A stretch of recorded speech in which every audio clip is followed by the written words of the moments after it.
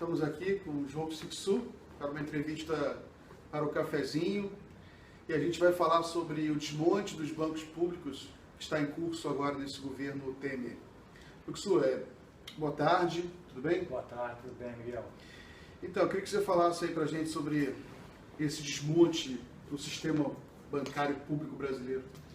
Na verdade, o Temer está desmontando o Estado brasileiro, né?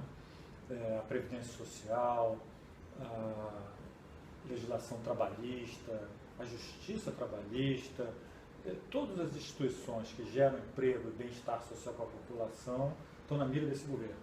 E os bancos públicos, então, são importantes instrumentos que fazem, então, a economia funcionar e que geram bem-estar. Tem os bancos nos estados ainda, que sobraram alguns, né?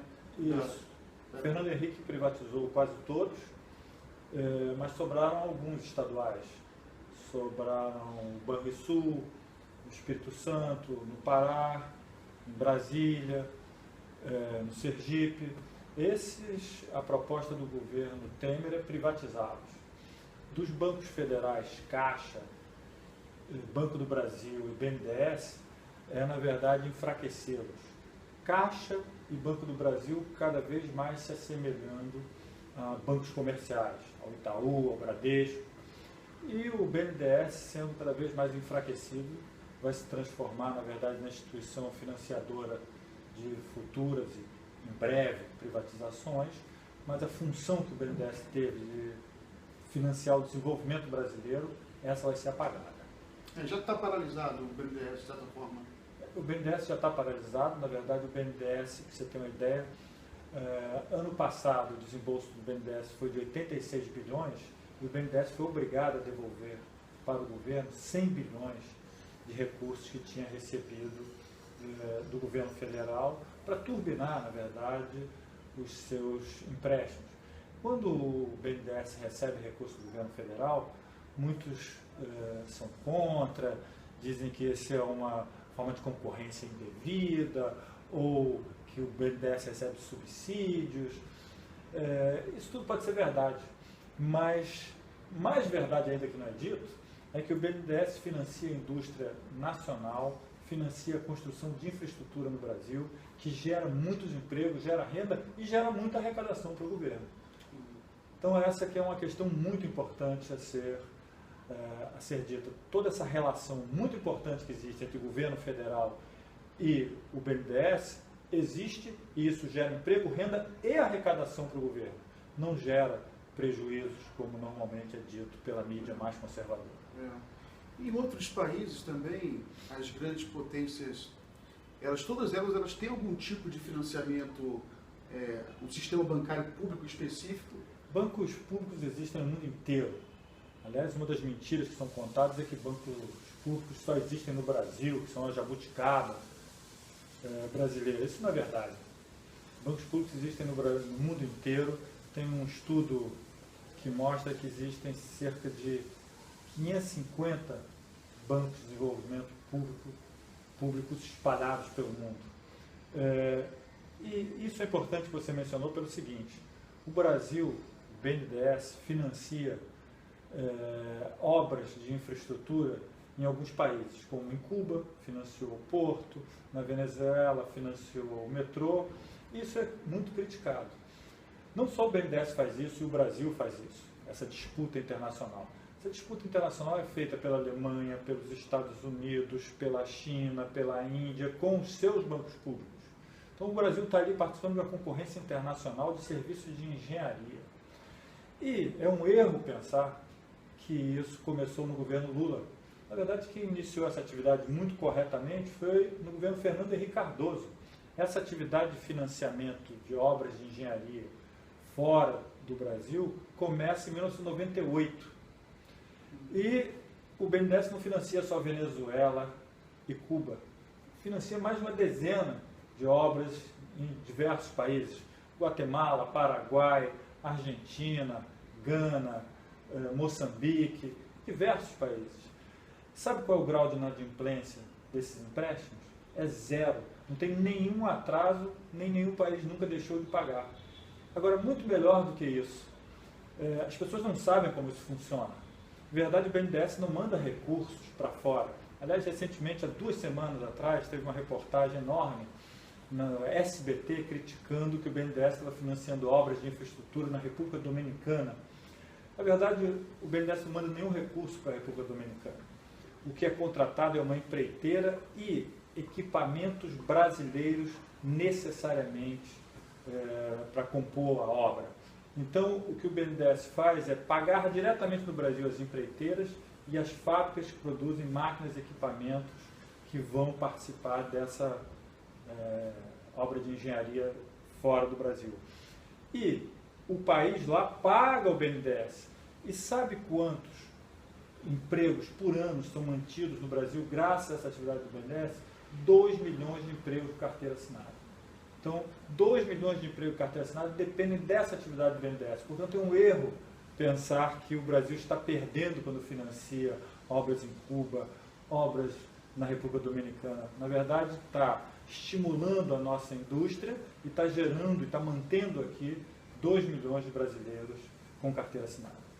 A gente estava conversando agora sobre o fato do Banco do Brasil e a Caixa estarem se aproximando mais dos bancos privados.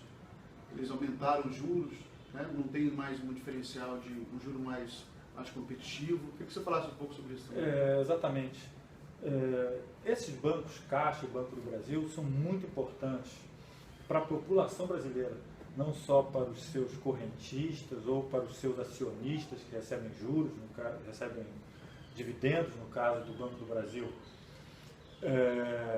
mas eles são importantes para a população, para a sociedade brasileira, porque graças a esses bancos associados ao governo federal, nós conseguimos desenvolver extraordinários programas sociais. Tem um que não é mencionado e que deveria ser supervalorizado, que é o PRONAF, que é o Programa de Fortalecimento e Financiamento da Agricultura Familiar. Da agricultura familiar, na verdade, vem 70% dos alimentos que nós consumimos. Tem 12 milhões de trabalhadores hoje inseridos na agricultura familiar. Esse programa, o governo abre para bancos públicos e bancos privados. Bancos privados não têm interesse em participar e não participam. Na verdade, esse programa se deve fundamentalmente à atuação do Banco do Brasil. E as taxas de juros desse programa são no máximo de 5,5% para a família agricultora. Isso é muito bom, porque isso, na verdade, mantém, ainda que muito caros, os alimentos, os preços não são baratos dos alimentos, mas ainda mantém os preços dos alimentos com uma certa estabilidade. Se depender dos bancos privados, esses juros não seria de 5,5%, seria de 70% ao ano. Então nós teríamos menos alimentos, mais juros e, portanto, alimentos mais caros. Então, o Banco do Brasil, por exemplo, é um caso de que, para manter a estabilidade de preço dos alimentos, nós dependemos de um banco público. O programa Minha Casa Minha Vida, o programa Minha Casa Minha Vida ele é completamente organizado pela Caixa Econômica. Se não for a Caixa Econômica, não existe o programa Minha Casa Minha Vida. Esse programa já entregou até agora mais quase 3 milhões de habitações. E a Caixa Econômica, para além do programa Minha Casa Minha Vida, a Caixa Econômica é responsável por 70% do financiamento imobiliário no Brasil. Ou seja, deixar a Caixa Econômica fora desse mercado e deixar a população brasileira sem financiamento para casa própria, muito além do Minha Casa Minha Vida. O FIES, que é o Programa de Financiamento para pagamento de mensalidades e matrículas nas universidades e faculdades privadas. Esse programa foi reativado pelo presidente Lula, ele já existia há muito tempo. Ele foi reativado em 2010 e ele tinha 70 mil estudantes beneficiários desse programa. No ano de 2015 já tinha 2 milhões de estudantes beneficiários desse programa. Quem toca esse programa? Caixa Econômica e Banco do Brasil. Então, o que deve ser entendido é o seguinte: bancos públicos, eles visam, além do lucro, além do benefício aos seus correntistas e acionistas, eles visam, na verdade, gerar bem-estar social para toda a população. É por isso que eles são bancos públicos. É legítima a existência de bancos privados. E também é legítima a existência de bancos públicos. Bancos públicos fazem aquilo que bancos privados não querem fazer. Portanto, por exemplo, o exemplo do PRONAF. O PRONAF está aberto. para os bancos privados atuarem. Eles não atuam. Se nós não tivermos bancos públicos, o resultado é mais juros, menos alimentos, alimentos muito mais caros. E um ciclo também vicioso que acaba gerando mais crise econômica, né? Eu queria que você falasse um pouco sobre os bancos estaduais. O que está acontecendo com os bancos estaduais agora? Na verdade, os estados da federação estão com muitas dificuldades financeiras. Assim, o caso do Rio de Janeiro é o mais simbólico, mas existem dificuldades do Brasil afora. E existem dívidas dos governos estaduais com o governo federal. E isso é um peso muito grande nas despesas dos governos estaduais. Então, os governos estaduais precisariam de um alívio. E o governo federal está propondo aos governos estaduais de fazer uma suspensão desses pagamentos durante 3 anos, o que seria ótimo, um alívio momentâneo. Um parêntese, é preciso também que os governos estaduais cobrem as dívidas do governo federal para com os estados da federação. Isso não tem sido colocado na mesma negociação, mas é importante que seja colocado. Lei Candir é um exemplo. Mas vamos tratar aqui da negociação do governo federal com os com os governos estaduais. O que é proposto pelo governo federal? O que é proposto é o seguinte: olha, nós aceitamos a suspensão dos pagamentos por 3 anos, mas a contrapartida é, primeiro, suspensão de qualquer aumento para o funcionalismo público estadual, aumento da contribuição dos funcionários estaduais para as previdências e privatização de todas as empresas estaduais, destacando-se empresas de energia, empresas de saneamento e os bancos estaduais. O Banrisul, o Banco do Estado do Rio Grande do Sul, é um banco extraordinário. Está entre os 10 maiores bancos do Brasil. Tem milhares de trabalhadores, funcionários. Está presente em todas as regiões do Brasil e está presente em 10 estados do Brasil. Então, esse banco está na mira dos bancos privados. Um banco privado, inclusive, já anunciou que tem total interesse em comprar o Banrisul. E conta com o suporte tanto do governo federal quanto do governo estadual, que estão interessados em realmente privatizar o Banrisul. Eu vi uma reportagem outro dia, acho que foi anteontem, imprensa aí comercial, que a concentração bancária hoje no Brasil, nos bancos privados, nunca foi tão forte. Nunca foi tão... Isso aí com juros que é praticado no Brasil, isso aí também é um motivo de asfixia. A concentração bancária no Brasil é muito alta. 5 bancos comerciais no Brasil detêm 93% do mercado de crédito e leasing no Brasil. Isso é que explica as taxas de juros elevadas no Brasil.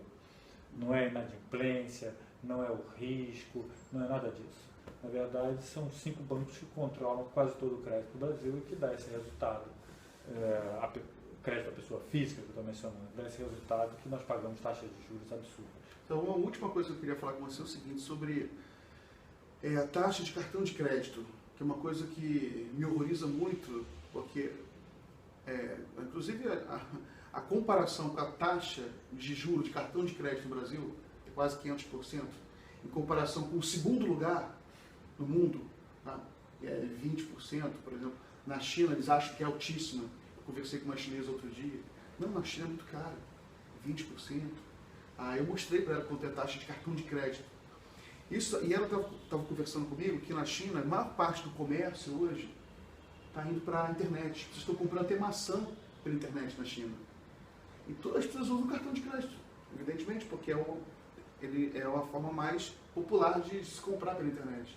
Então, você acha que isso é um dos motivos de asfixia econômica? Como é que eles querem liberar a economia brasileira, fazer a economia crescer com umas taxas de cartão de crédito tão altas? Eu diria que é uma grande limitação em qualquer proposta de fazer a economia brasileira crescer, porque existe uma hegemonia na política do sistema financeiro. Então, isso é que limita qualquer proposta de redução, por exemplo, das taxas de juros do cartão de crédito. E eu diria, como economista, eu não consigo dar nenhuma explicação técnica para uma taxa de juros nesse patamar, de 500% ao ano. Isso não há nenhum livro de economia que possa me explicar, a não ser uma interferência política muito grande do sistema financeiro em toda a estrutura social brasileira. Obrigado, João. Abraço.